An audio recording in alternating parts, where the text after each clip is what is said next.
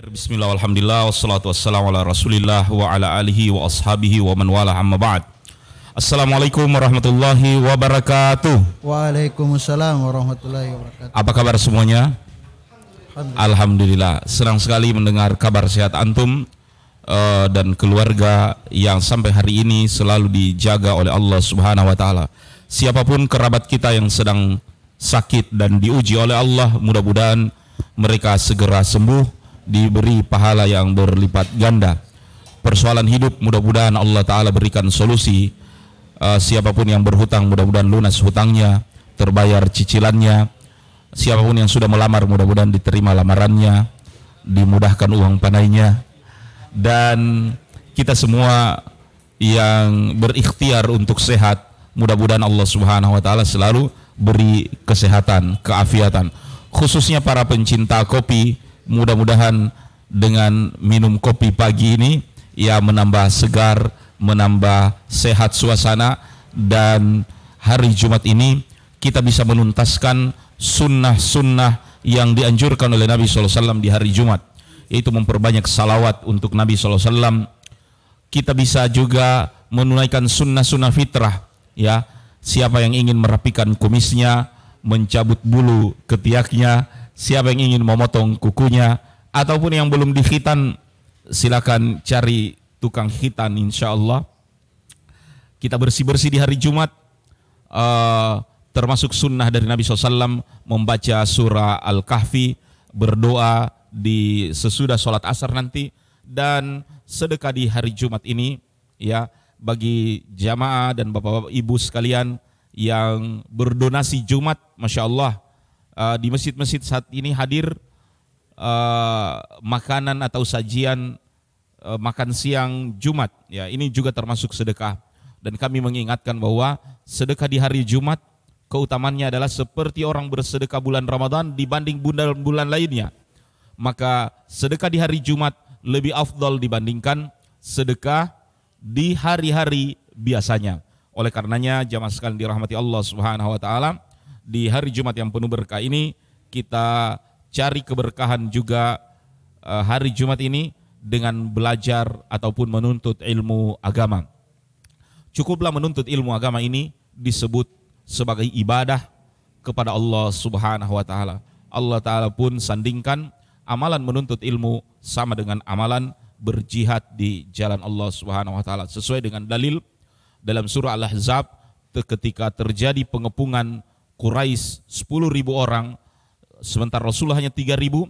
Di saat itulah Rasulullah SAW ia diturunkan oleh Allah Subhanahu wa taala firman-Nya, ya, walaula min kulli firqatin, ya, kenapa tidak pergi sebagian orang untuk tafaqquh fiddin, untuk memperdalam ilmu agama. Kata para ulama, ketika jihad sedang berkobar, perintah menuntut ilmu agama, bahwa sesungguhnya menuntut ilmu sama dengan kedudukan jihad fi sabilillah. Jemaah sekalian yang dirahmati Allah Subhanahu wa taala, pagi ini kita hendak berbicara tentang Nabi sallallahu alaihi wasallam. Dan pembicaraan tentang Nabi sallallahu alaihi wasallam adalah pembicaraan yang tidak pernah putusnya, yang tidak akan pernah berhenti, ya, keasyikannya, kenikmatannya. Sebab mencari faidah tentang keindahan akhlak Rasulullah SAW, tentang kehidupan Rasulullah SAW, bagaikan kita memetik buah dari satu pohon ke pohon yang lain. Ya, pohonnya tidak sama, buahnya tidak sama, namun sangat enak, ya, sangat indah, nyaman bagi yang memetiknya. Demikian juga dengan keutamaan dan keindahan, fawaid, ya, manfaat ilmiah dari kehidupan Rasulullah SAW. Dan Allah Subhanahu wa taala telah menyebutkan di dalam Al-Qur'an, laqad kana lakum fi Rasulillahi uswatun hasanah. Sungguh dalam pribadi Rasulullah sallallahu alaihi wasallam ada uswatun hasanah, ada contoh teladan yang baik. Maka contoh teladan yang baik dari Rasulullah SAW ini menyebabkan umat Islam ini tidak menyia-nyiakan apapun yang ditinggalkan dari Nabi sallallahu alaihi wasallam, baik itu perkataan beliau, perbuatan beliau, bahkan diamnya Nabi sallallahu alaihi wasallam. Itu menjadi sebuah inspirasi, itu menjadi sebuah teladan yang bila mana kita mencontoh, maka semirip bagaimana kita dengan Rasulullah SAW, setinggi itulah pahala di dalam mendekati Allah Subhanahu wa taala. Sebagai contoh, bila mana kita mencontoh solat, semakin mirip ucapan dan gerakan solat kita dengan ucapan dan gerakan solatnya Rasul, maka semakin tinggi pahala dari solat itu sendiri. Namun semakin kita solat, ucapan dan perbuatan itu menyelisihi dan tidak sama dengan gerakan dan bacaan solat dari Nabi, maka makin hilang pula ya keutamaan dan pahala dari solat itu. Walaupun kita mengatakan, saya Ustadz walaupun solat seperti ini, solat sambil tutup mata atau hilang kesadaran sekalipun, tapi menyelisih dari sunnah Nabi SAW, maka makin hilang pahalanya. Demikian juga dalam kehidupan. Maka pedulilah kita dalam kehidupan ini, jamaah sekalian dirahmati Allah, makan minum kita miripkan dengan Nabi SAW. Cara berjalan kita, cara solat kita, semua ya, bahkan sunnah Nabi SAW ya, yang nampak maupun yang tersembunyi, di rumah maupun di luar rumah, berusaha untuk kita praktekkan dalam kehidupan sehari-hari. Pemirsa sekalian yang dirahmati Allah Subhanahu wa taala, kedudukan Rasulullah SAW dalam diri setiap pribadi muslim, dan ini harus dipahami oleh para musuh-musuh Islam. Sehingga kenapa Rasulullah SAW cintai? Rasulullah SAW ketika dinistakan, dia tidak seperti Dalai Lama. Rasulullah SAW ketika ya orang menggambarkan dengan karikatur, tidak seperti paus ya yang ada di Vatikan. Rasulullah SAW pun tidak sama dengan tokoh agama manapun ya, oleh Buddha sekalipun, ketika orang menggambar walaupun dengan gambar satir ataupun karikatur. Rasulullah SAW di dalam pribadi setiap muslim adalah seorang yang sangat istimewa. Tidaklah seorang muslim bangun pagi kecuali yang pertama dia ingat adalah Rasulullah SAW. Dalilnya apa? Karena doa yang akan dibaca oleh seorang muslim ketika bangun tidur, doa yang dibaca oleh Rasulullah SAW. Maka dia akan teringat apa doa Nabi SAW ketika bangun tidur. Ketika Rasulullah SAW, kita pun masuk ke kamar mandi, kita akan ingat Rasulullah bagaimana masuk ke dalam ke dalam tempat pembuangan air. Kaki mana yang beliau dahulukan, itulah yang kita dahulukan. Doa apa yang beliau baca, itulah yang kita baca. Bahkan ketika kita menyentuh air, kita tidak akan sentuh air tersebut kecuali kita ingat petua Rasulullah SAW. Kalau kalian bangun dari tidur, janganlah celupkan tanganmu langsung ke dalam air, tempat air, tapi cucilah tanganmu. Karena kita ingat hadis Nabi SAW, fa innaka la tadri aina batat yaduhu. Karena engkau tidak tahu di mana tanganmu itu bermalam semalaman. Semua ini dilakukan oleh seorang muslim dalam kehidupannya. Ya, bahkan ketika kita baru lahir, kita akan teringat apa yang Nabi perlakukan terhadap orang yang baru lahir. Makanya seluruh anak-anak kita perlakukan seperti Hasan dan Husain, seperti cucu-cucu Rasulullah SAW ketika dilahirkan. Ya, walaupun kita enggan mau mencukur rambut daripada bayi, tapi di hari yang ke-7, karena Nabi telah mencukur rambut ya dari kedua cucunya Hasan dan Husain, karena Nabi telah mengakikahkan, memotongkan 2 ekor kambing untuk anak yang baru tersebut, kita lakukan semua itu tanpa kita peduli keadaan kita. Rasulullah SAW dalam kehidupan kita sehari-hari, bahkan naik kendaraan, antum akan baca doa yang dibaca oleh Nabi SAW. Maka mengertilah orang-orang di luar Islam, kalaupun protes atas penistaan Rasulullah SAW kepada kita sekalian, harus dipahami bahwa Rasulullah SAW beda dengan Yesus Kristus, beda dengan Sang Buddha, beda dengan Sai Baba. Rasulullah SAW pun sangat jauh daripada Dalai Lama. Karena Rasulullah SAW menguasai hajat hidup dan kehidupan serta kematian dari seorang muslim itu sendiri. Cinta, perkara cinta diletakkan oleh seorang muslim kepada kedudukan yang terhormat, satu-satunya. Dan Rasulullah SAW akan dicintai oleh seorang muslim, dia lebih cintai daripada ayah dan ibunya. Rasulullah SAW akan dicintai lebih daripada istrinya. Dan Rasulullah SAW akan kita cintai lebih daripada harta yang kita miliki. Bahkan Rasulullah SAW akan kita cintai, lebih kita cintai daripada nyawa ini. Sungguh, kata para sahabat Nabi SAW, fidaka ya Rasulullah, nyawa kami ini murah wahai Rasulullah, kami akan berikan kalau Nabi SAW menginginkannya. Maka perlu dipahami kenapa semangat kaum muslimin membela Rasulullah SAW. Sebab pembelaan terhadap Rasulullah SAW hanya karunia para sahabat. Ketika dibuka pembelaan tersebut, entah dengan kata, entah dengan harta, entah dengan perbuatan, atau boikot sekalipun, sungguh ini adalah sebuah kehormatan bagi diri kita pribadi sebagai seorang muslim menjadi pembela Rasulullah SAW. Lantas kita bertanya, kenapa Rasulullah SAW dicintai lebih daripada kecintaan orang tua, teman, istri, harta?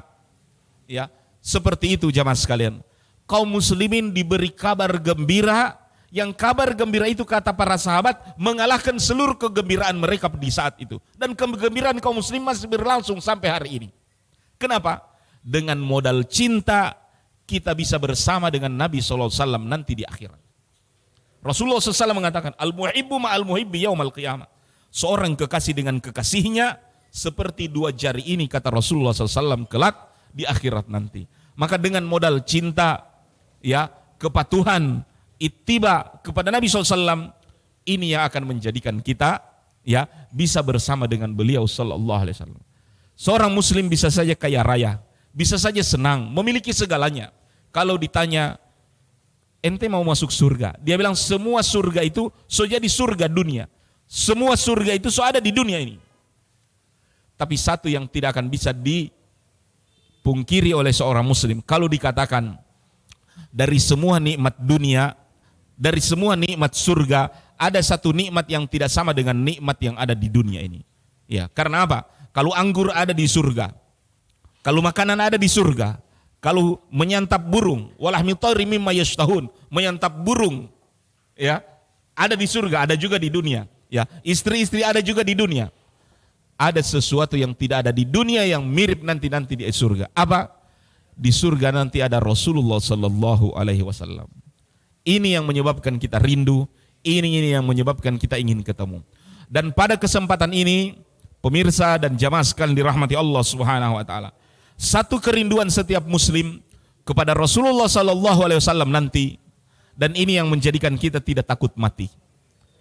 Ya, bergembiralah wahai orang-orang yang beriman. Ya, kadang-kala yang bikin takut kita orang mati ini kan bukan proses matinya. Banyak orang yang berani mati kan. Contohnya olahraga yang disebut memicu adrenalin sangat digemari. Padahal mereka yang mati itu, iya kan? Lompat bungi, iya kan? Jumping bungi itu kan mereka yang mati. Loncat dari jurang, ya. Banyak olahraga ekstrim. Resikonya adalah mati, memicu adrenalin. Kita tanya, berdoran tidak mau takut mati? Proses matinya tidak bikin takut orang. Bahkan ada orang yang mau mati siaran langsung. Yang hari ini bikin takut kita mati, proses sesudah matinya. Namun sebagai seorang muslim, jangan pernah takut tentang kematian dan sesudah kematian, selama engkau menjadi umat dari Rasulullah Sallallahu Alaihi Wasallam. Ustadz, banyak orang pedosa, taruh engkau banyak dosa, tapi engkau tidak pernah menghalalkan dosa-dosa tersebut, masih menganggap dirimu salah, banyak dosa, tapi engkau adalah umat Rasulullah Sallallahu Alaihi Wasallam. Cintai Nabi Sallallahu Alaihi Wasallam dengan sebenar-benarnya cinta, karena Rasulullah SAW memiliki oleh-oleh di akhirat nanti. Apa itu? Ya, Rasulullah Sallallahu Alaihi Wasallam memiliki yang namanya syafaat uzmah, pengampunan yang besar, pengampunan yang besar untuk orang yang divonis masuk neraka, bebas keluar dari neraka tersebut, syafaat dari Rasulullah SAW. Dan ini khusus untuk umatnya. Menjadi umat Rasulullah Sallallahu Alaihi Wasallam, bergembira dengan kalimat tauhid. Karena dengan la ilaha illallah yang diajarkan oleh Rasulullah SAW, menjadikan seorang muslim tidak akan pernah selama-lamanya di dalam neraka, andaikan masuk ke dalamnya. Karena Allah Subhanahu Wa Taala mengatakan pada para malaikat, keluarkan dari dalam neraka man kana fil qalbi mithqala dzarratin min la ilaha illallah. Keluarkan dari neraka siapapun di dalam hatinya ada la ilaha illallah walaupun sebiji zarrah. Tidak perlu takut mati. Karena menjadi umat Rasulullah Sallallahu Alaihi Wasallam, bermandikan syafaat, bermandikan ampunan. Belum lagi kalau kita berkalang tanah. Jangan takut tidak ada anak-anak yang mendoakan. Ustadz, saya mati jomblo, baru siapa yang mendoakan anakku? Kalau orang-orang yang banyak anak, al-waladun soleh yadulahu. Kalau orang yang banyak anak, anak yang soleh yang mendoakan kedua orang tuanya. Terus kalau saya mati jomblo, siapa yang mendoakan saya? Jamaah sekalian dirahmati Allah, menjadi umat Rasulullah SAW, dalam setiap saat umat ini selalu berdoa, Rabbana ighfir lana wa li ikhwanina alladzina sabaquna bil iman. Ya Allah, ampunilah dosa kami dan dosa orang-orang yang mati sebelum kami. Kata para ulama, dosa orang-orang yang mati sebelum kami, ini adalah doa kita kepada semua orang-orang beriman yang mati sebelum kita. Maka walaupun berkalang tanah, tidak ada anak yang mendoakan kita, kita masih didoakan oleh umat Rasulullah sallallahu alaihi wasallam. Banyak keutamaan menjadi umat Rasulullah SAW. Namun pengajian saya setiap 2 pekan terakhir ini membahas tentang persoalan ini, saya tidak akan mengulangi. Walaupun lancar dikaji karena diulang. Dalam kesempatan ini, marilah kita membahas tentang apa yang disebut dengan Kautsar. Karena ada dalam Al-Quran surah yang namanya surah Al-Kautsar. Ya, apa yang disebut Kautsar? Karena ada sungai, ada juga danaunya.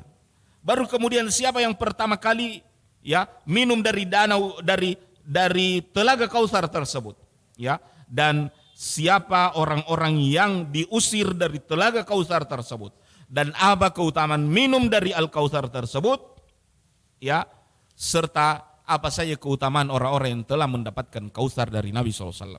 Materi ini sebenarnya materi kajian, yang memerlukan konsentrasi bagi kita sekalian. Namun ma la yudraku kullu fala yutraku jullu. Apa yang tidak kita bisa dapatkan seluruhnya, maka sedikitnya tidak perlu untuk kita cuekin ataupun tinggalkan. Marilah jemaah sekalian dirahmati Allah Ta'ala, kita berkenalan dengan telaga Kautsar, telaga dari Rasulullah sallallahu alaihi wasallam.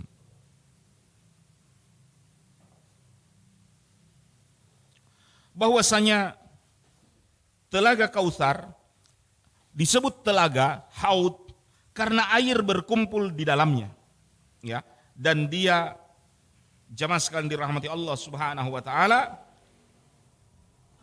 air telaga Kautsar jangan kebayang antum dengan torang pe danau Limboto atau telaga biru ini. Iya kan? Sebab jamaah sekalian dirahmati Allah, sama nama tapi sifatnya berbeda. Jemaah sekalian dirahmati oleh Allah Subhanahu wa taala. Rasulullah sallallahu alaihi wasallam suatu hari berkhutbah. Khutbah yang sangat panjang, sangat menyentuh hati. Dan beliau selalu menyebut tentang umat ini. Salah satu potongan khutbah Rasulullah SAW, Rasulullah SAW mengatakan, wa inni wallahi, dan aku demi Allah, la antaziru ila haudil an, dan aku demi Allah akan menunggu kalian di telagaku. Jadi jamaah sekalian dirahmati Allah Ta'ala, memang perjalanan akhirat ini panjang, makin lama makin panjang. Tapi inilah yang menghibur umat ini. Dari perjalanan panjang ini, Rasulullah SAW yang kita tidak dapatkan karena 14 abad yang lalu hidup, beliau akan menunggu kita di depan. Walaupun kita bilang, Ustaz, masih lama itu kiamat, masih lama kebangkitan, masih lama itu mahsyar, tapi kullu atin qarib, semua yang datang itu akan dekat. Wa kullu fatin madha, dan semua yang lewat itu tidak akan pernah kembali. Ada satu perjumpaan kita dengan Rasulullah SAW. Ini sebelum di surga. Yang kata Rasulullah SAW, aku menunggu kalian di telaga.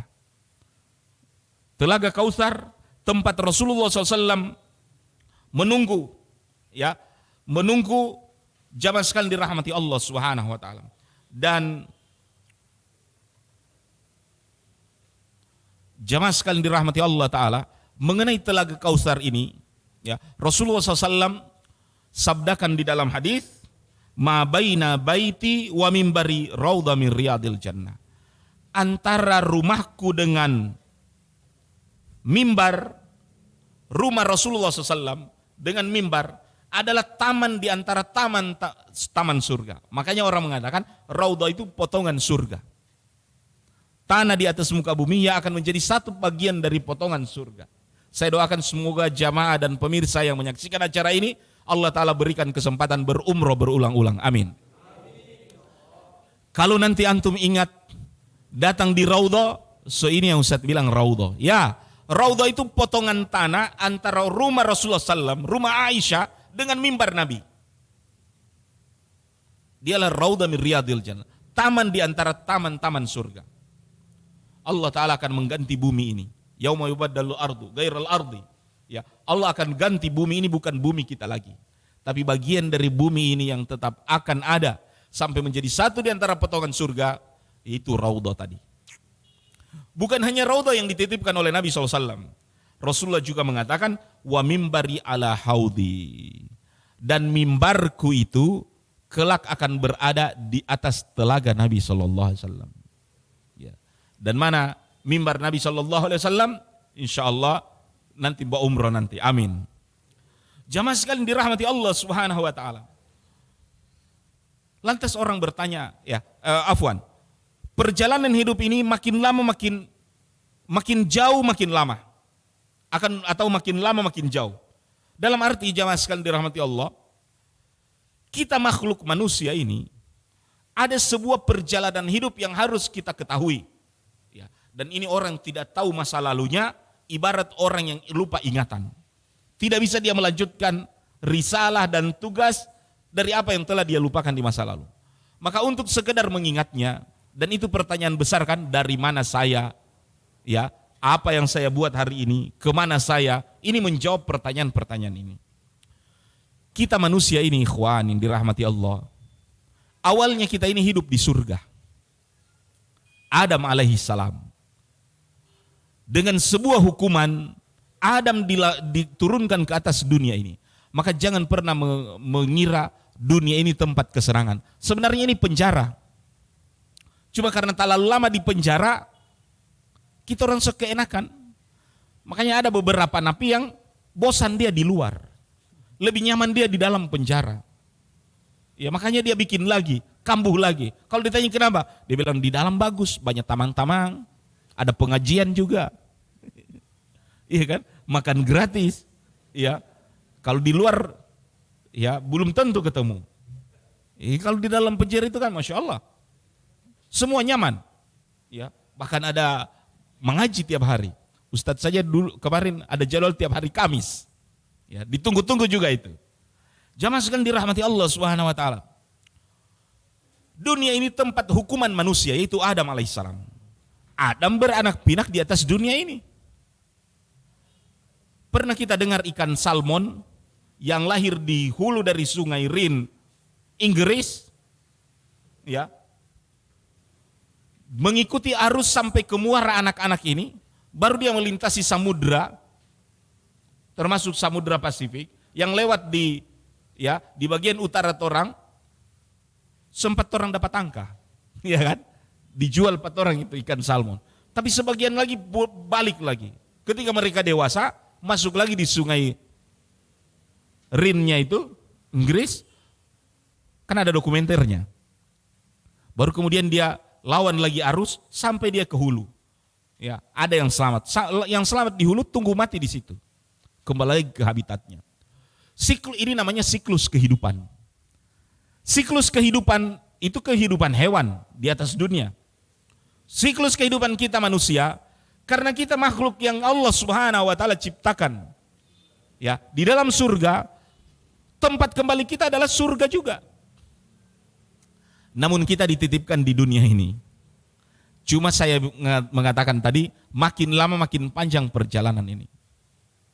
Dulu kita menyangka 9 bulan di dalam rahim ibu. Waktu saudara kembar kita duluan keluar, kita menyangka dia so mati. Ternyata kita pun menyusul dia, berganti dunia. Dunia yang kita tempati ternyata bukan 9 bulan. 9 tahun belum mati-mati orang. Bahkan ada di antara kita yang awet umurnya sampai 90 tahun. Bahkan ada yang 100 tahun. Ternyata orang yang mati, kalau dia 90 tahun, di dalam kubur 90 tahun itu masih sadiki. Karena banyak orang yang jasadnya sekarang berkalang tanah lebih dari 90 tahun. Ada yang 900 tahun, bahkan ada yang 9.000 tahun. Kalau didapatkan mumi-mumi, orang bilang, so lama ini Ustaz. Berarti tidur di kubur lebih lama daripada hidup di dunia. Ya, maka demikian juga dibangkitkan di hari kiamat lebih lama dari tidur kita di dunia, tidur kita di dalam kubur. Makanya sebagian ahli kubur ketika dibangunkan, mereka marah. Kenapa? So nyaman dorang tidur di kubur, kenapa mau dibangkitkan lagi? Ya, dan ini menunjukkan perjalanan ini makin parah, makin setengah mati. Dulu di rahim ibu kita tidak perlu kita cari makan dan minum. Sudah ada plasenta yang terhubung dengan perut kita, disitulah nutrisi. Kita juga di dalam rahim tidak perlu beli pulsa, isi paket data. Ternyata hidup di dunia ini makin jelimet. Kita butuh pampers, kita butuh ASI, butuh makanan dan seterusnya. Makin lama kita besar, makin banyak lagi kebutuhan itu. Bahkan semakin umur kita orang ini, harus ada HP. Sekarang di musim corona, harus ada paket data. Sekarang umur, orang bilang harus ada istri. Sudah ada istri, orang mau tanya, sudah ada anak. Minta lagi ada anak. Sudah ada anak, lama-lama orang mau tanya, sudah ada cucu kah belum? Banyak tuntutan hidup. Makin setengah mati. Makin lama dan makin setengah mati. Di kubur, hajat kita terhadap kubur lebih daripada hajat dunia ini. Dan lebih lama lagi. Makanya orang-orang di dalam kubur sudah merasa nyaman seperti kita nyaman di dunia, tidak mau mati. Coba tanya di antara orang, semua pingin masuk surga semua? Mau. Satu syarat masuk surga, mau mati dulu. So ada yang siap mati? Semua kita belum ada yang siap mati, Ustaz. Tidak mau kita dimasukkan dalam kubur. Orang di dalam kubur sama dengan orang yang hidup tidak mau mati. Orang dalam kubur tidak mau dibangkitkan. Kata Allah Ta'ala dalam Al-Quran, ya wailana man ba'athana min marqadina hadha. Padahal ini orang-orang kafir yang sedang diazab kubur, tiba-tiba dibangkitkan di hari kiamat. Mereka mengatakan, ya wailana, sungguh celaka, man ba'athana min marqadina hadha. Siapa yang bangunkan kami dari tidur ini? Makanya kata para ulama, dorang pun yang sedang disiksa di kubur, pingin balik lagi dalam kubur. Jangan bangkit di padang mahsyar. Kenapa? Mahsyar, hari kebangkitan, lebih daripada kubur fitnahnya. Lebih daripada kubur siksaan dan penderitaannya. Kenapa? Jamaah sekalian dirahmati Allah Ta'ala, kita akan berdiri wukuf di sana 50.000 tahun. 50.000 tahun dalam hitungan kita, sehari dalam 50.000 tahun itu sama dengan 1.000 tahun penanggal kita. Matahari makin lambat. Nanti 1.000 tahun baru dia terbenam satu hari. Kita akan jalan itu selama 50.000 tahun. Makanya kata para ulama, hari itu namanya wukuf. Hari itu namanya berdiri di padang mahsyar. Namun orang yang lama berdiri di dunia, insya Allah akan ringan berdirinya di akhirat. Orang yang cepat-cepat berdirinya di dunia, mereka inilah juga yang akan merasakan sengsaranya berdiri akhirat. Nah, apa itu berdiri di dunia yang lama? Ketika kita lama berdiri dalam sholat. Makanya sabar kalau sholat itu lama DP berdiri. Ya, apatah lagi sholat malam. Ya, yang oleh Rasulullah SAW lamanya berdiri membuat kaki Rasulullah SAW memerah, bahkan bengkak. Ya tawarram qadamah. Kata Aisyah, bukankah engkau telah dihapuskan dosa-dosamu mata qadam min dzambi? Dari dosa-dosamu yang lalu wahai Rasulullah. Andai pun kan terjadi dosa di masa datang sudah dihapus. Tapi Nabi SAW berdiri yang lama dalam sholat tersebut. Sampai memerah. Kenapa? Karena ada satu kesempatan berdiri nanti di akhirat. Penentunya adalah berdiri yang lama di dunia ini. Ya, maka siapa yang lama berdirinya di dunia, dia akan ringan berdirinya. Sebagaimana hadis Nabi SAW. Karena 50.000 tahun ini kita akan haus, kita akan lapar. Siapa yang lama laparnya di dunia, dialah yang cepat. Siapa yang lama laparnya di dunia, dialah yang lama kenyangnya di akhirat, di mahsyar. Namun siapa yang banyak kenyangnya di dunia, dia juga yang paling cepat laparnya di akhirat. Lapar di akhirat ikhwan, bikin perut itu sendiri hancur terbakar. Haus di akhirat, bikin tenggorokan itu sendiri putus dan hancur. Ya, kita memerlukan rahmat, kita memerlukan pertolongan dari Allah Subhanahu wa taala. Bayangkan kita dalam perjalanan, pesawat delay di bandara, kita tidak memiliki apa-apa, so aus, so lapar, baru delay. Ya. Sementara ATM kita juga diblokir. Bagaimana keadaan antum pada saat itu? Ya lait antum bilang, seandainya saya ini seperti para pemegang kartu prioritas. Artinya nasabah-nasabah bank tertentu, pemegang-pemegang kartu travel tertentu, di bandara dorang tidak pusing beli, makan, minum, bahkan tidur, bahkan dipijit. Kenapa? Pak, Bapak memiliki, ya kan? Artinya karena Bapak ini memiliki saldo 1 miliar, ya kan? Di bank kami misalnya, maka silakan Bapak nikmati lunch ini. Ya. Satu ruangan di bandara lengkap dengan makanan, minuman, snack, kopi dan seterusnya. Tidak perlu bayar karena Bapak pegang itu kartu yang namanya ya kartu perlakuan khusus untuk nasabah khusus. Baru kita tidak ada uang ini, lagi kita blokir, tidak ada masalah. Kasih lihat aja itu. Bahkan ketika delay 4 jam itu pesawat, dia bilang ada ruang istirahat, silakan di dalam. Bahkan ada yang bapijit, bukan orang maksudnya. Ya kan? Kan ada mesin, dia bilang. Itu boleh dipijit-pijit di situ.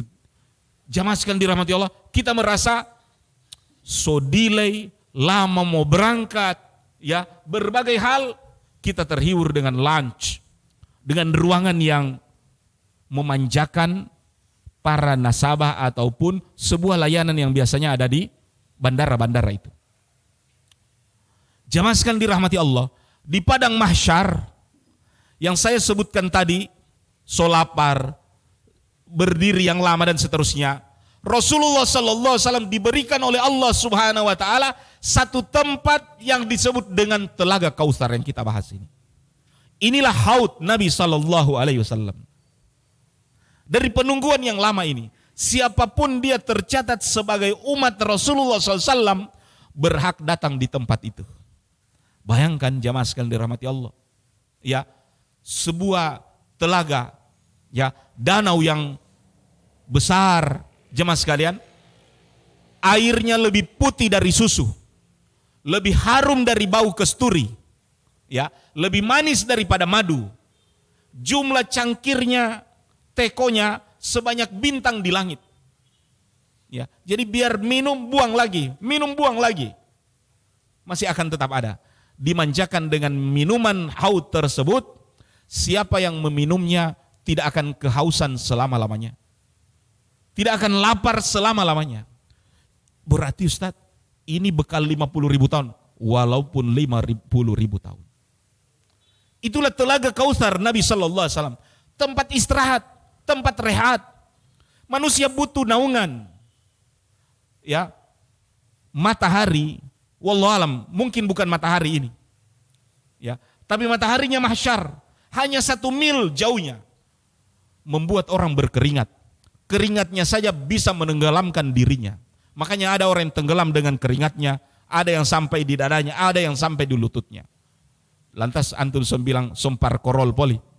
Baru Ustaz, kiapa kong laing-laing begitu? Ustaz bilang ada yang mau tenggelam, ada yang cuma sampai di buku-buku, ada yang cuma sampai di tumitnya. Baru itu banjir fluktuatif begitu. Ini persoalan akhirat ikhwan. Tidak bisa antum olah dengan akal seperti itu. Sebagai contoh azab kubur, ini komplek pemukiman, pekuburan. Baku pinggir DP kubur hanya jarak jengkal. Tapi apakah antum tahu satu kubur itu semua sama perlakuan? Tidak. Menurut amalannya. Ada orang yang merasakan di dalam kubur itu raumadha min riyadil jannah, taman di antara taman surga. Tapi ada pun di dalam kubur itu ada orang yang merasakan himpitannya, ada orang yang merasakan azabnya. Padahal sama-sama satu komplek kubur, tidak sama perlakuannya. Demikian juga dengan mahsyar. Jamaah sekalian dirahmati Allah Ta'ala, ini yang kita nantikan dari telaga Kautsar milik Nabi sallallahu alaihi wasallam. Tempat peristirahatan umatnya. Nabi sallallahu alaihi wasallam berdiri di sana dan menanti kita. Ini menunjukkan rindunya Rasulullah SAW terhadap umat. Sebagaimana kita rindu kepadanya, beliau juga rindu kepada kita sebagai umatnya. Jemaah sekalian dirahmati Allah Subhanahu wa taala. Telaga Kautsar ini sebagaimana yang disebut tadi, asyaddu bayadan min laban. Sangat putih, lebih putih dari susu, lebih manis daripada madu. Ya. Jamaah sekalian dirahmati Allah Subhanahu wa taala, disiapkan untuk umat ini diberikan kepada orang-orang yang beriman dan menjadi pengikut setia dari Nabi Sallallahu Alaihi Wasallam. Jadi satu kesempatan untuk mencicipinya kalau ada kartu pengenal tadi, bukan kartu ya. Kenapa Ustaz angka jadi kartu boleh ini? Ya, artinya tanda pengenal untuk masuk ke dalamnya kalau kita termasuk umat dari Rasulullah SAW. Namun jamaah sekalian dirahmati Allah Ta'ala, ada sebagian orang yang diusir. Diusir bagaimana? Mereka mau masuk ke sana, ya, kata Rasulullah SAW, la yarudanna alayya nasu min ashabil haud. Akan diseret, akan disuruh untuk mendekati telagaku itu orang-orang ketika aku tahu wajah-wajah mereka, siapa-siapa mereka itu, tiba-tiba ketika mereka dekat, mereka dihalangi, diseret. Diseret dari apa? Dijauhkan dari sana. Kata Nabi SAW, aku tahu mereka. Mereka pun ingin dekat dengan Nabi, tapi dijauhkan. Ini ibarat kita menerobos barikade, baru kemudian diusir dari barikade itu. Ya. Jemaah sekali dirahmati Allah Ta'ala, dikatakan kepada Nabi SAW, kau tidak tahu apa yang mereka lakukan sepeninggalmu. Kata para ulama, orang-orang yang mengaku setia terhadap Nabi SAW itu, dan mereka dijauhkan dari haud, apa dosa mereka? Ternyata yang mereka lakukan, jamaah sekalian dirahmati Allah, ya, mereka mengkhianati Nabi SAW. Persoalan inilah yang ingin kita tanya, bagaimana mengkhianati Nabi? Bukankah orang-orang mencintai Nabi SAW? Selalu dalam sebutan mengkhianati Nabi SAW, jamaah sekalian dirahmati Allah, adalah ya tidak membenarkan dari apa yang Nabi SAW sampaikan. Sebab keimanan ini bukan pengakuan, tapi keimanan ini adalah perbuatan.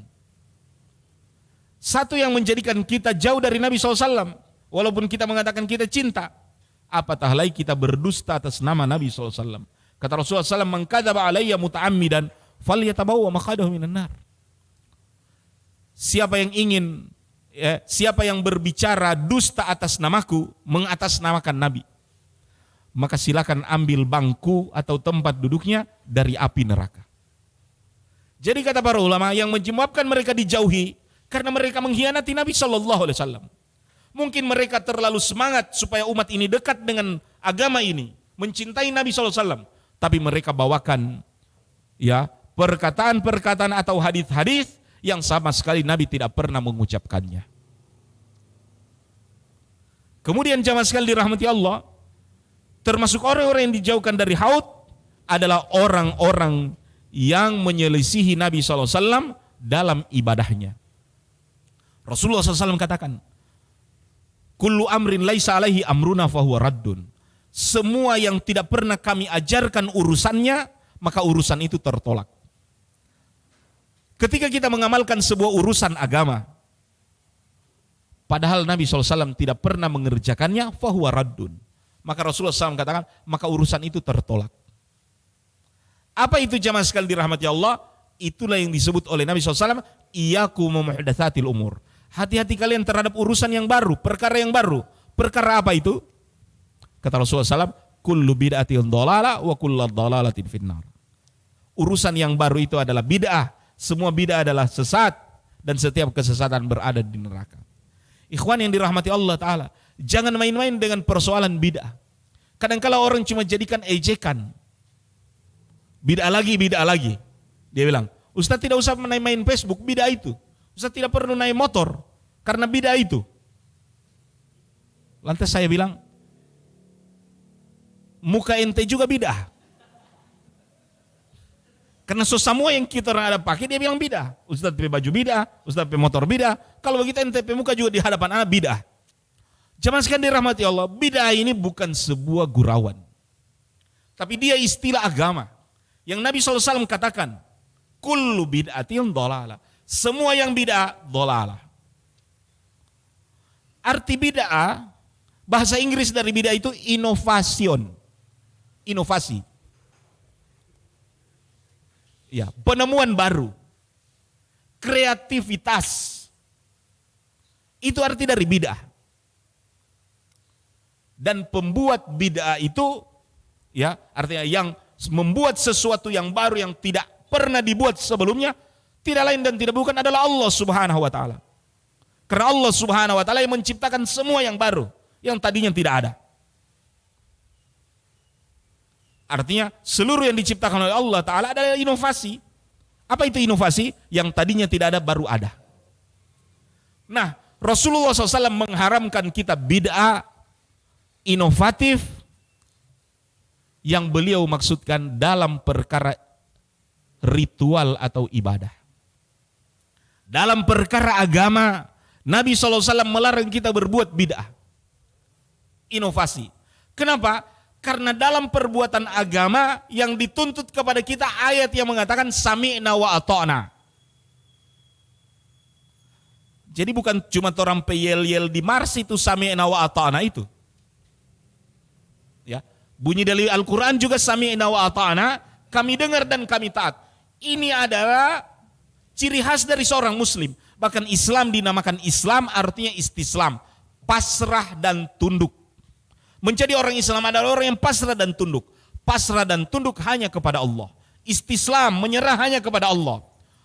Maka terhadap ajaran agama kita cuma boleh sami'na wa ata'na, patuh dan tunduk. Dalam perkara agama tidak ada yang namanya inovasi. Tidak ada yang namanya kreatif. Kita cuma patuh dan tunduk terhadap apa yang Allah Ta'ala perintahkan dan Rasulullah SAW anjurkan. Sehingga persoalan bid'ah ada persoalan yang kita sempitkan dalam perkara agama. Jangan membahas bid'ah dalam perkara dunia. Karena dalam perkara dunia, bid'ah itu dituntut. Inovasi itu dituntut. Orang berjual beli kalau tidak berbuat bid'ah tidak mau laku. Artinya bisnisnya kita kalau tidak ada inovasi, bagaimana mau laku? Contoh, bisnis kita di musim pandemi. Berbeda dengan bisnis sebelum pandemi. Sehingga di zaman pandemi kita harus kreatif. Harus inovatif. Kalau dulu cuma jualan depan jalan seperti ini, sekarang kita harus berbuat bid'ah, harus inovatif. Artinya iklankan di media sosial, dari mulut ke mulut, dan seterusnya. Terus beri inovasi di dalam berbisnis. Jadilah dia berkembang. Dan orang yang tidak kreatif di dalam bisnis, ketinggalan. Apalagi orang yang tidak inovatif. Sehingga bid'ah diperlukan di dalam hal muamalah. Dan Nabi tidak mengharamkan. Dalilnya adalah ketika Nabi SAW melihat para sahabat mengawinkan kurma. Kurma jantan dan betina harus dikawinkan supaya jadi penyerbukan itu. Benang sarinya ya dari betina, kurma betina ditaburi dengan ya putik daripada jantan, maka jamaah sekalian dirahmati Allah, tiupan angin ya perkawinan itu menghasilkan buah kurma yang berkualitas. Itu di Madinah.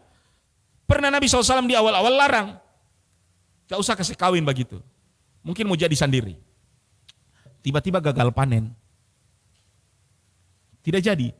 Maka orang datang melaporkan pada Rasulullah, kurma yang tidak kami kawinkan, sebagaimana ajuran baginda Nabi, itu tidak jadi kurma. Maka Nabi SAW katakan, antum a'lamu bi umuri dunyakum. Kalian yang paling tahu urusan dunia. Maka persoalan dunia, persoalan muamalah, Nabi serahkan kepada kita sekalian. Tapi dalam urusan agama, Nabi mengawalnya. Nabi SAW mengatakan, khudhu anni manasikakum. Laksanakan manasik haji ataupun umroh seperti kalian melihatku manasik. Maka jangan melaksanakan haji dan umroh kecuali manasiknya seperti manasik Nabi. Lontar jumrahnya harus sebutir biji yang dilontar oleh Nabi SAW. Mabit di Mina harus sejumlah hari yang Nabi SAW mabit di Mina. Karena ini dia ibadah. Khudu'an li manasikakum.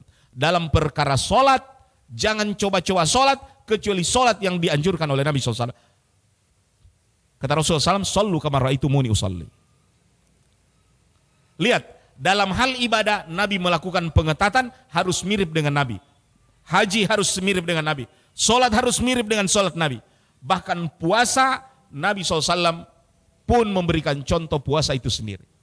Kalaupun puasa sunnah, Nabi sebutkan apa saja hari-hari yang sunnah untuk puasa. Tidak dibiarkan kita orang puasa masing-masing. Tapi dalam perkara dunia yang mengharuskan bid'ah, Nabi serahkan. Sehingga kalau mendeteksi perbuatan ini bid'ah boleh atau tidak Ustadz, bagaimana? Gampang, begini rumusnya ikhwan. Supaya ini bid'ah bukan jadi olok-olokan. Karena kalau kita cuma membatasi bid'ah dolalah dan bid'ah sayyi'ah, bid'ah buruk dan bid'ah baik, apa ukuran baik dan buruk itu? Kalau ukuran hawa nafsu, ukuran hobi, maka apa yang kita suka, like dan dislike, yang kita like berarti ini bid'ah boleh. Tapi sesuatu yang kita tidak suka, dislike, tidak sesuai selera, kita bilang bid'ah ini tidak boleh. Itu kabur ukuran bid'ah hasanah dan bid'ah sayyi'ah, baik dan tidak baik. Karena ukurannya adalah hawa nafsu kita atau keterbatasan kita terhadap pemahaman agama. Lantas mengukur bid'ah itu boleh atau tidak dengan apa? Dengan cara tadi ikhwan. Ada 2 pertanyaan antum tes terhadap sesuatu hal, baru hukumi itu bid'ah atau bukan. Sebagai contoh, pertanyaan pertama, kira-kira yang antum klaim bid'ah itu ada di zaman Nabi atau tidak? Tidak ada, karena itu disebut bid'ah, karena tidak ada di zaman Nabi. Oke, kita sepakat di situ. Tidak ada di zaman Nabi berarti dia bid'ah. Sekarang boleh atau tidaknya uji dengan begini. Apakah di zaman Nabi sanggup diadakan benda itu atau tidak? Bid'ah itu di zaman Nabi sanggup diadakan atau tidak? Kita mengatakan tidak mungkin. Karena Facebook ini bid'ah. HP juga bid'ah. Sanggupkah dia diadakan di zaman Nabi? Tidak sanggup. Karena DP baterai, DP jaringan tidak akan mungkin di zaman Nabi. Karena itu inovasi yang belum ditemukan di zaman Nabi. Berarti sesuatu yang tidak mungkin diadakan di zaman Nabi, nanti ada di zaman sekarang, perbuatan itu adalah bid'ah yang boleh. Makanya naik mobil, naik motor, betul antum bilang bid'ah. Tapi tanya, sanggupkah diadakan di zaman Nabi? Tidak sanggup. DP busi saja belum ada. Pertanyaan yang kedua, kalau begitu jenis bid'ah yang kedua ini ada di zaman Nabi? Belum ada. Sanggupkah diadakan di zaman Nabi? Kita orang bilang sanggup. Kenapa? Karena DP acara sederhana. Cuma menghadirkan cookies. Ada kue di zaman Nabi? Ada. Ada DP mayang pinang di zaman Nabi? Ada. Kurma juga DP mayang. Bisa dipahami? DP syarat apa? Jamaah sekali dirahmati Allah, syarat-syaratnya ternyata sanggup diadakan di zaman Nabi. Apa di zaman Nabi mampu orang bisa teriak sepanjang malam? Bisa. Bisa atau tidak? Cuma orang bisa berteriak atau tidak? Tidak, di zaman Nabi orang bisa. Sesuatu yang bisa di zaman Nabi, tapi Nabi tinggalkan. Bisa dipahami? Sesuatu yang sanggup diadakan di zaman Nabi, tapi Nabi tidak perlukan. Itulah yang kita hukumi bid'ah. Tapi sesuatu yang tidak mampu diadakan di zaman Nabi, berarti ini bid'ah yang boleh. Seperti tadi. Atau saya beri kaidah yang kedua, supaya orang tidak bakal lain di masalah ini. Ini ikhwan yang dirahmati Allah, ya. Persoalan bid'ah ini persoalan besar. Kenapa? Nabi melengketkan dengan dolalah. Sebab kesesatan. Dan umat-umat sebelum Islam telah diuji dengan ujian ini. Ada 2 hal yang menyebabkan kita tergelincir dari jalan agama ini. Yang pertama jalan syubhat, dan yang kedua namanya syahwat. Jalan syahwat menggelincirkan kita pernah sudah dialami oleh orang-orang Yahudi. Haram, orang bilang sesama Yahudi tidak haram. Jalan syubhat sudah pernah ditempuh oleh orang-orang Nasara. Ketika mereka mau beribadah kepada Allah, tapi bukan dengan jalan yang diajarkan oleh Isa bin Maryam. Kata Allah Ta'ala kepada Isa bin Maryam, "Anta qulta lin-nasi ittakhiduni wa ummi ilahaini min dunillah." Kaukah yang suruh mereka supaya jadikan aku dan ibuku sebagai dua Tuhan selain Allah? Kaukah yang suruh manusia jadikan dirimu dengan ibumu dua Tuhan sebagai sembahan selain Allah? Kata Nabi Isa alaihissalam, "In qultuhu faqad alimta."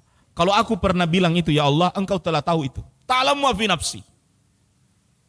Engkau tahu apa yang ada dalam diriku. Artinya Isa bin Maryam tidak pernah suruh jadikan aku dan ibuku sebagai dua Tuhan selain Allah. Namun kenapa mereka dipertuhan, dijadikan anak Tuhan? Karena cinta. Karena sikap berlebihan. Karena bid'ah. Yang Nabi tidak suruh baru ngoni wekeng, itulah bid'ah. Jadi ini fitnah yang menimpa umat sebelum kita.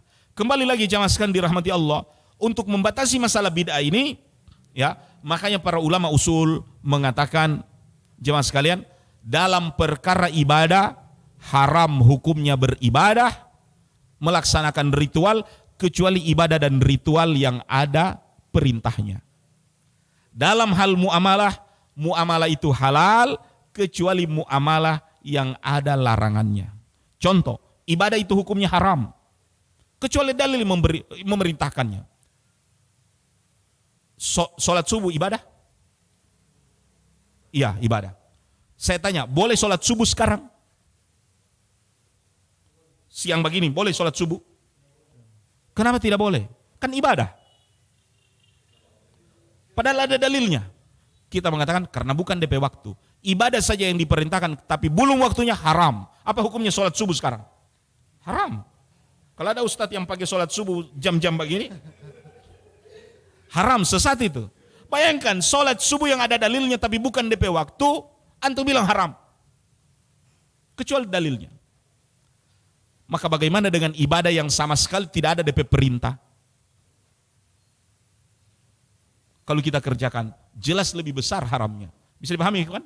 Yang ada perintahnya tapi bukan DP waktu, haram. Apalagi yang yang tidak ada sama sekali DP perintah. Yang kedua, muamalah. Muamalah itu halal. Makanya apapun itu muamalah, silakan berbuat bid'ah di muamalah. Tidak dilarang. Contoh muamalah itu, mau kawin, menikah. Bukan bid'ah antum orang Indonesia, kawin di orang luar negeri. Ketika semua orang menginginkan istri itu langsing, tiba-tiba antum pula pilihan, tidak, anak suka yang 120 kilo. Antum tidak dihukumi bid'ah. Bisa dipahami? Ketika orang suka kriterianya harus putih, tinggi, antum tidak. Dia bilang, anak yang eksotis. Ya kan? Saya suka yang eksotis. Begini ciri-cirinya. Itu antum bukan berbuat bid'ah, karena dia perkara muamalah. Perkara muamalah semuanya halal, kecuali ada dalil yang melarang. Apa dalil melarang mau kawin? Jangan ente kawin 12 orang yang dilarang oleh Al-Quran. Siapa? Ibumu, nenekmu, ya, anak perempuanmu, cucumu, saudara kandungmu, ya, tantemu dari ayah, tante dari ibu, ya, ini atau 2 orang yang bersaudara, kakak beradik. Jangan kawin 1 kali. Kecuali cerai dulu 1 kali baru kawin lagi DP adik. Atau tunggu saja DP kakak mati baru kawin lagi DP adik. Turun ranjang istilahnya. Jamaah sekalian dirahmati Allah Ta'ala, itu perkara muamalah. Semua makanan halal itu muamalah. Tidak ada balasan. Semua yang warna hijau silakan makan. Bisa dipahami? Tapi jangan 4 makanan yang dikatakan dalam Al-Quran, hurrimat alaikumul maitatu waddamu wa lahmul khinzir wa ma uhilla li ghairillah. Jangan kau makan itu bangkai, darah, babi, dan apa yang disembelih selain Allah Subhanahu wa ta'ala. Ini contoh jamaah sekalian dirahmati Allah, kalau kita mau minum telaga Kautsar, maka jauhi itu bid'ah. Dan dia adalah perkara yang merusak agama. Ya, jadi bukan ajaran ekstrem itu bid'ah, ya, tapi asalah, semangat di dalam menjaga agama. Dan yang terakhir jemaah sekalian dirahmati Allah, siapa yang pertama kali minum telaga Kautsar? Kata Rasulullah SAW, inni farrattum alal haudi man marra alayya syarib wa man lam yashrab yazma abada la yaruddanna alay aqwamun arifu wa ya'rifunani thumma yuhalu baini wa bainahum. Ya. Sesungguhnya aku diberikan telaga Kautsar, kata Nabi SAW, ya, untuk umatku. Maka siapa yang lewat di depanku dia akan minum, dan siapa yang tidak minum telaga Kautsar dia akan haus selama-lamanya. Dan ada kaum yang mereka didatangkan mau minum, saya tahu wajah-wajah mereka, tapi mereka dijauhkan, ya, karena perbuatan yang telah mereka lakukan. Jadi semua orang yang setia terhadap sunnah Nabi SAW, itulah orang yang meminum telaga Kautsar. Namun siapa orang yang orang yang menyeleweng daripada ajaran dari Nabi SAW, mereka itulah yang akan dijauhkan dari telaga Kautsar dari Nabi SAW. Kata Rasulullah SAW, orang yang pertama-tama kali diberi minum dari telaga Kautsar adalah orang-orang fakir dari kaum muhajirin. Asy'atsu ru'asa'ud danus thiyaban, ya. Baru kemudian orang-orang fakir dari muhajirin, mereka itulah yang akan diberi minuman dari telaga Kautsar. Jamaah sekalian dirahmati Allah Subhanahu wa taala, dan Kautsar ini sendiri, ya, ada dua penamaan Kautsar. Yang pertama yang disebut di dalam ayat inna atainakal kautsar, kami berikan kepada Kautsar. Kautsar dalam ayat itu yaitu sungai. Sungai itu di surga yang diberikan kepada Nabi SAW. Yang kita bahas telaga ini bukan di surga. Lantas di mana Ustaz? Itu sungai surga yang namanya Kautsar diberikan kepada Nabi, sama. Airnya lebih putih dari susu, lebih harum dari kasturi, lebih manis dari madu. Muara DP ujung dari sungai itu dia jatuh ke bawah. Karena kan sungai dari atas ke bawah. Dari surga mengalir ke bawah. Air yang mengalir ke bawah inilah jatuh di telaga Kautsar. Jadi rembesan daripada sungai Kautsar surga inilah yang menjadi telaga Kautsar. Wallahu alam. Ini, ya, artinya untuk membedakan telaga Kautsar dengan sungai dari Kautsar. Jamaah sekalian dirahmati Allah, orang bilang, aduh, namanya telaga tetap bapece di pinggir-pinggir. Ya kan? Mau sopak, apa DP nama itu kalau jalan pergi ke telaga kan mau tanam orang pe kaki. Kan semua orang pergi di danau begitu. Tidak ada pinggiran danau yang keras. Iya kan? Baru harus pakai lars, Ustaz.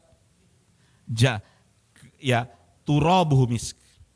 Beceknya saja itu harum, seharum kasturi. Ya, jadi tidak ada istilah mau jijikan, ya, atau apa, jamaah sekalian dirahmati Allah, ya.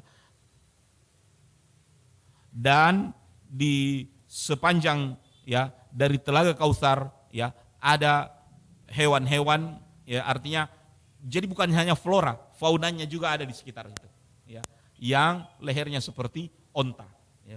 Wallahu alam, ini hewan endemiknya yang ada di sekitar Kautsar, sehingga jamaah sekalian dirahmati Allah, memang belum pernah terdengar oleh telinga, belum pernah terlihat oleh mata, walaupun kita membayangkannya, ini adalah perkara yang gaib dari apa yang perlu kita imani di akhirat nanti. Ala kulli hal, apa yang Nabi SAW sampaikan ini merupakan kabar gembira bagi kita umatnya, ya, bahwasanya kesetiaan kita kepada Nabi SAW ini berbalas sampai di akhirat nanti. Kemarin kita membahas tentang sayangnya Nabi SAW, ini termasuk di antara sayangnya Nabi SAW terhadap umat ini. Dan Nabi SAW mengawal kita bukan hanya di telaga Kautsar. Karena akhirat ini panjang prosesnya. Ada mahsyar, ada hisab, ada mizan, ada sirat. Dan makin lama makin lama. Artinya mahsyarnya lama. Mau lintasi jembatannya, mau tunggu kitab catatan amalan dan seterusnya. Nabi SAW terus setia bersama umat ini. Bahkan ketika kita melintasi sirat, ya, disebut dalam hadis Nabi SAW, Nabi selalu mengawal umatnya dan selalu berdoa, Allahumma sallim salim. Ya Allah, kasih selamat orang ini lagi menyeberang. Ya. Dan bukan hanya itu. Nabi SAW menunggu di depan pintu surga. Ya. Orang-orang yang ditakdirkan masuk surga sekalipun, ya, masih menunggu dari Nabi SAW untuk membukakannya. Jadi bukan main ini kesetiaan Nabi SAW terhadap umat ini. Sampai mau masuk surga, dibukakan pintunya oleh Nabi SAW, yang menyuruh malaikat itu untuk buka dan memasukkan kepada umatnya. Jemaah sekalian dirahmati Allah, dari kajian ini kita berdoa pada Allah Ta'ala, mudah-mudahan kita semua diberi kecintaan untuk mencintai Nabi SAW, dan kita diberikan cinta dari Nabi SAW, dan semoga kita dikumpulkan dengan Al-Mustafa Muhammad SAW nanti di akhirat nanti di surga Firdausil A'la. Amin ya rabbal alamin. Wabillahi taufiq wal hidayah. Assalamualaikum warahmatullahi wabarakatuh. Waalaikumsalam warahmatullahi wabarakatuh. Syukron Ustaz atas materinya. Selanjutnya kami berikan kesempatan kepada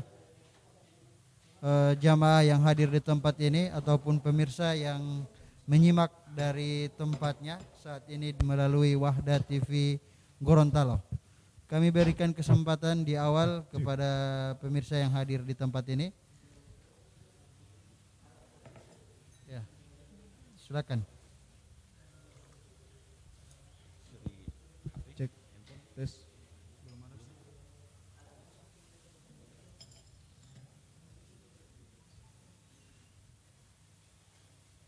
Bismillah.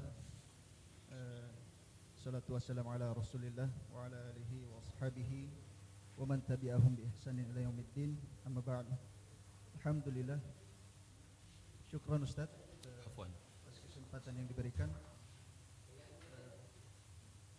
Ustaz, apakah orang yang masih hidup bisa memintakan ampunan kepada Allah Subhanahu wa taala karena kerabat atau keluarga tersebut ketika meninggal belum sempat bertaubat dari dosa kesyirikan? Siapa yang minta doa? Minta doa kepada orang yang sudah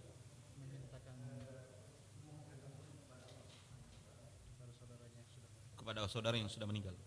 Masih mati dalam keadaan muslim atau tidak? Ya. Syukran. Mungkin ditampung dulu Ustaz. Ya. Kita tampung dulu pertanyaan yang ada. Masih ada pemirsa Wahda TV ataupun yang hadir di tempat ini yang ingin bertanya, diberikan kesempatan.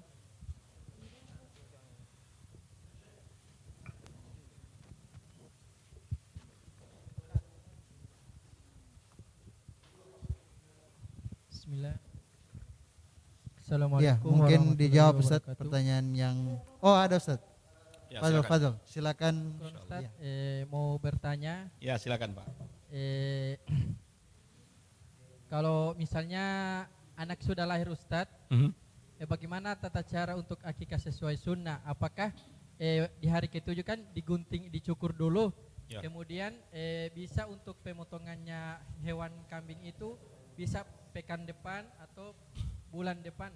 Apakah bisa begitu Ustaz? Syukron. Assalamualaikum. Waalaikumsalam warahmatullahi wabarakatuh. Kita cukupkan 2 pertanyaan Ustaz. Boleh? Dan kami berikan kesempatan untuk Ustadz menjawab pertanyaan-pertanyaan yang sudah ada. Fadl Ustadz. Baik. Bismillah, alhamdulillah, wassalatu wassalamu ala rasulillah, amma ba'd. Orang yang beriman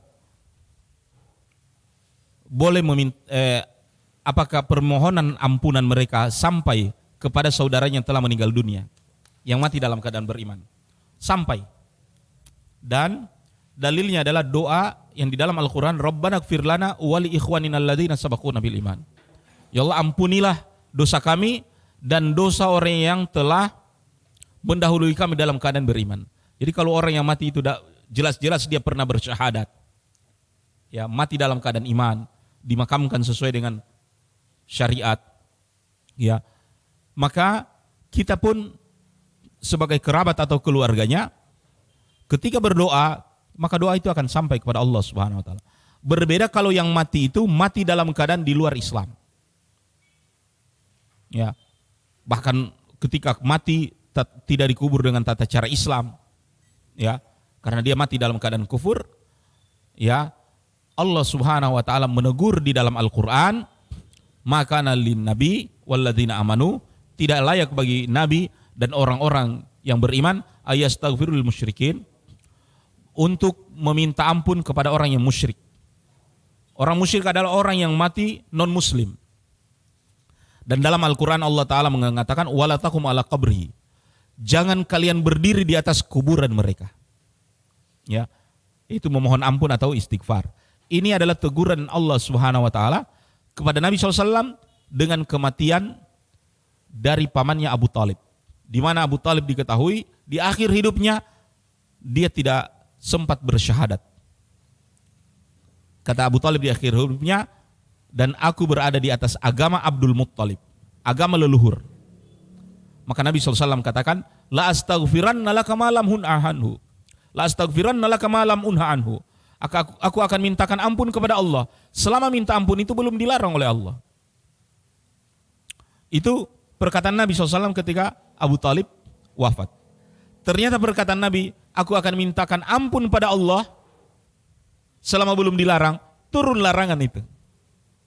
Yang menunjukkan minta ampun kita terhadap saudara kita non muslim yang somati, ya, tidak mau sampai.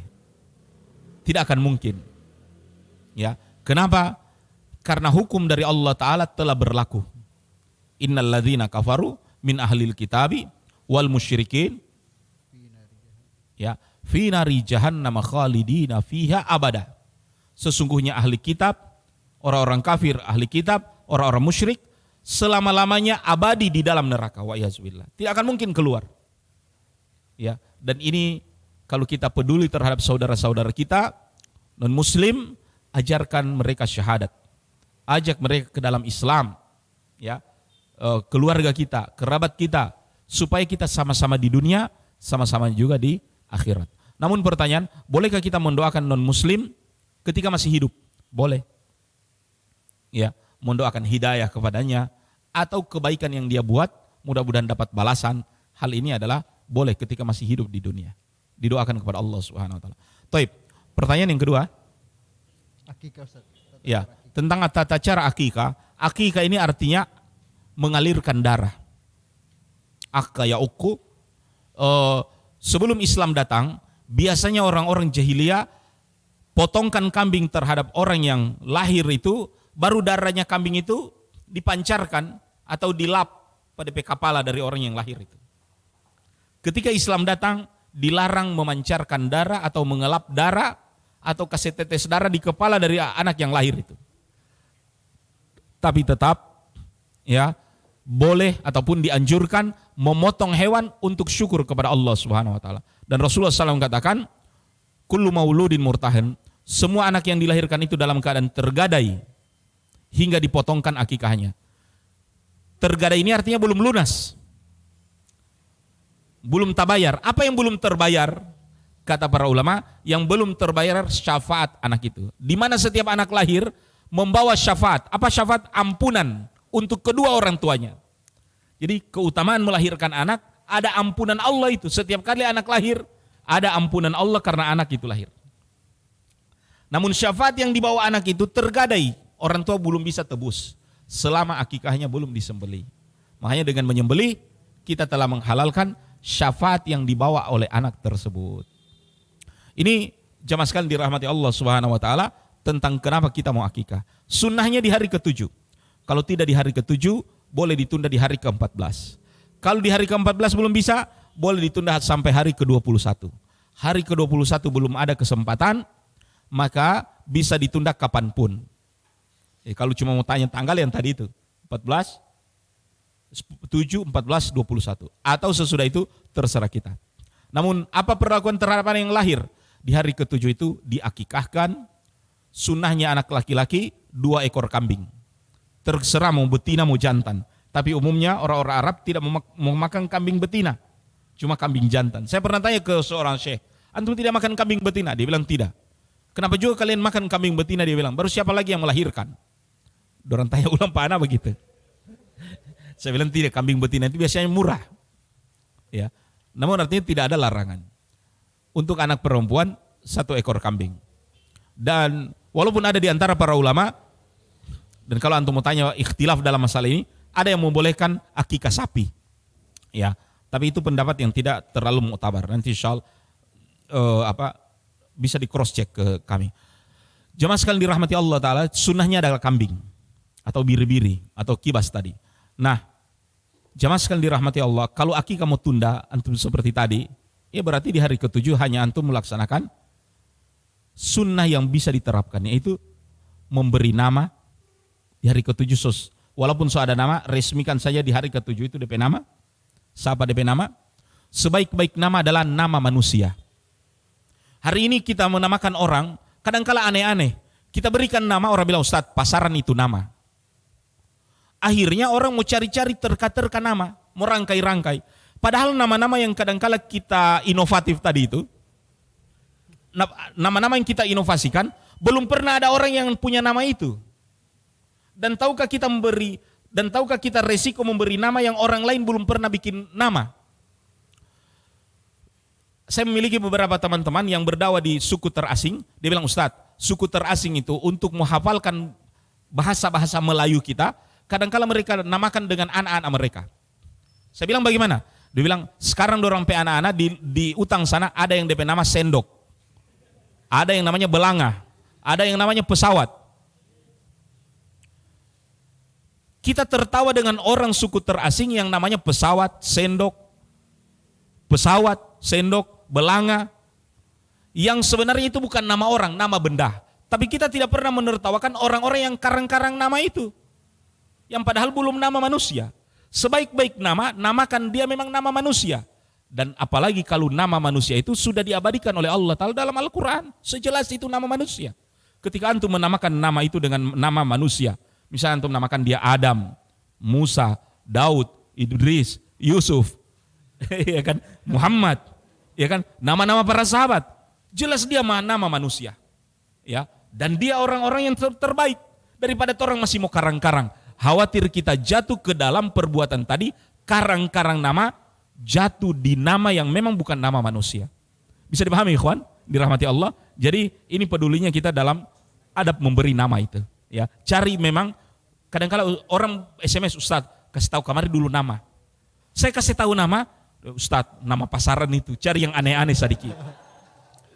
Dalam hati saya cuma tersenyum, antum minta nama bukan nama manusia. Ya, kasihan juga kita terhadap anak, kalau dia terpaksa memiliki nama yang bukan biasa manusia memberi nama di situ. Iya kan? Kita tidak ubahnya kita seperti suku terasing tadi. Iya kan? Cuma kan tidak terlalu kantara karena kita orang bahasa kan tidak dipahami di situ. Ini di dalam sunnah memberi nama. Di hari ke-7 berikan dia nama. Dan sunnah juga mentahnik. Apa itu tahnik? Kita tidak ada kurma di sini, taruh jo madu.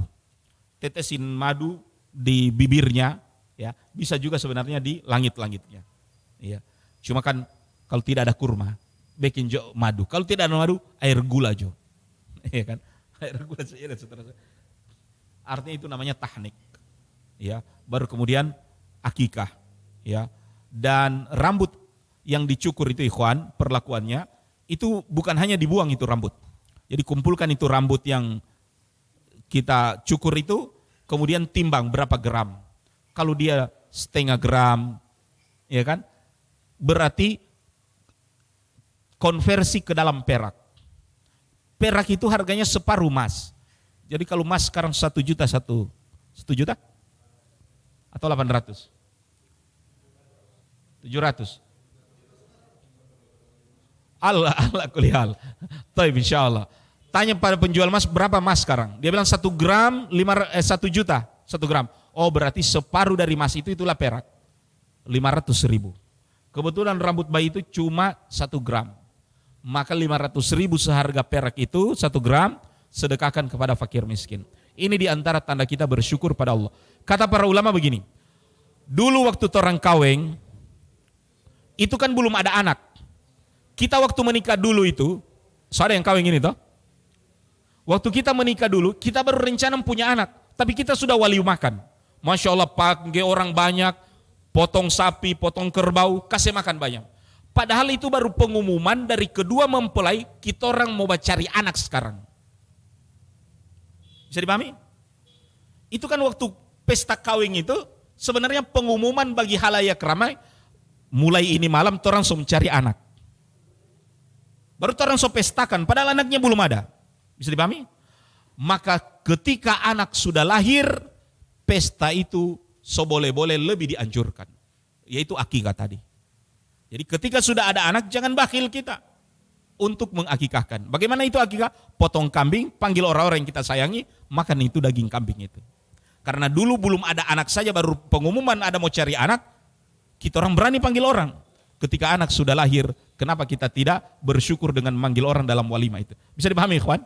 Ya, maka hewan akikah itu ada 3. Boleh dimasakin, dibagi masakannya, ataupun tinggal dagingnya yang dibagi-bagi. Ala kulli hal, tanda bersyukur pada Allah kata Rasulullah SAW, kata Allah Ta'ala dalam Al-Quran, wa amma bi ni'mati rabbika fahadits. Adapun terhadap nikmat Tuhanmu, bersyukur. Ya, bersyukur atau ceritakan. Menceritakan nikmat Allah tadi itu, akikah sadiki itu. Ya, wallahu ta'ala alam. Iya. Cukup Ustaz. Ada Cukup. pertanyaan lagi di, Oh iya. Coba di Facebook Ustaz. Iya.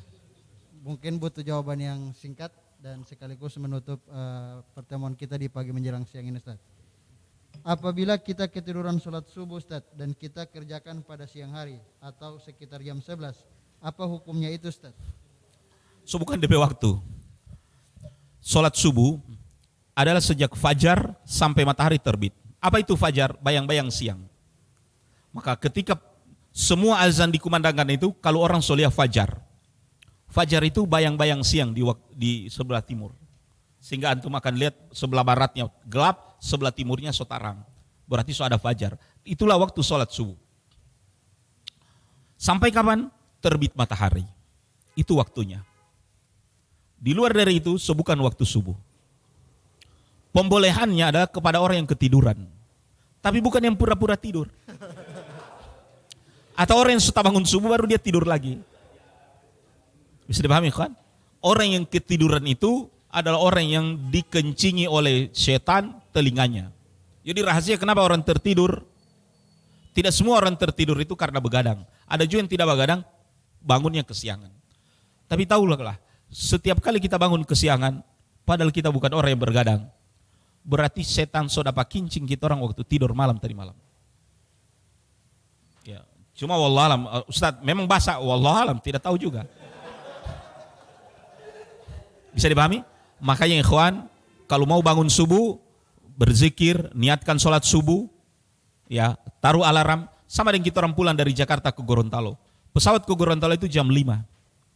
Ya, kita orang selesai belanja, ya, pulang dari Senen, dari mana, ke hotel, so jam 12 malam. Padahal jam 3 orang harus bangun.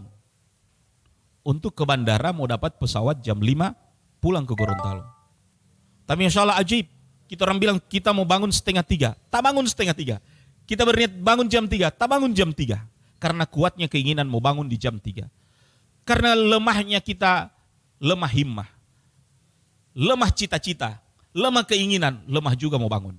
Makanya ikhwan, ya, harus niat yang kuat mau bangun subuh untuk bisa sholat subuh. Andaikan dia tak tidur, berterap yang, oh dia sudah pasirang lagi tadi malam. Ya, maka ketika kita terbangun jam 11 atau jam 10 tadi, tidak ada yang kita buat kecuali pergi berwudu dan sholat. Atau bersihkan diri baru kemudian sholat. Bisa dipahami ikhwan? Ya, itu setan yang kencingi di telinga. Beda dengan anak-anak yang kencingi di telinga juga. Ada anak kecil, tidur pada nenek, orang tuanya kasih tahu pada ini anak, kalau bangun kencing malam bukan bilang kencing, tapi perhalus bahasanya dengan mau menyanyi. Maka dia bilang pada oma tengah malam, oma kita mau suka menyanyi. DP oma bilang, kalau begitu menyanyi juga kemarin di telinga. Jamaah sekalian dirahmati Allah Subhanahu wa taala.